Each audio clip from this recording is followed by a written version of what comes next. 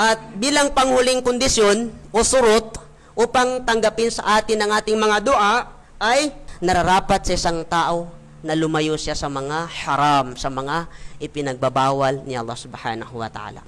Binanggit natin ang isang hadis ng propeta sallallahu alaihi wasallam na sinabi niya doon na yung isang lalaki na nagtataas siya ng kamay, nagdudua, ya Allah, ipaggalob sa akin ng ganito ganyan. Pero hindi tinugon ni Allah subhanahu wa ta'ala ang kanyang dua, ang kanyang panalangin. Bakit hindi tinugon ni Allah subhanahu wa ta'ala? Sapagkat sabi ni Propeta Muhammad, ang kanyang kinakain ay haram, ang kanyang inumin ay haram, ang kanyang kasuotan ay haram, hanggat sa ang kanyang hanap buhay ay galing sa haram. Paano tugunin ni Allah subhanahu wa ta'ala ang kanyang kahilingan? Subhanallah.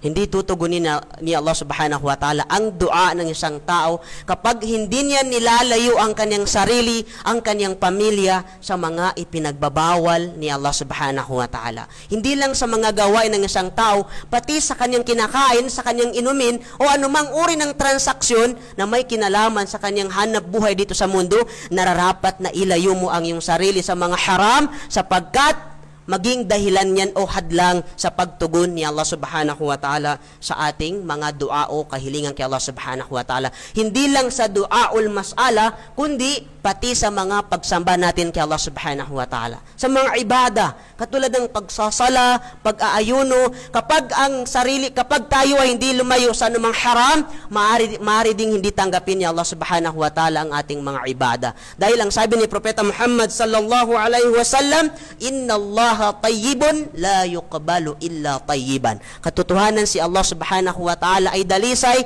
at hindi niya tatanggapin liban na lang sa dalisay. Ibig sabihin, ang ibada na dapat na ialay natin sa Kanya ay ito ay dalisay.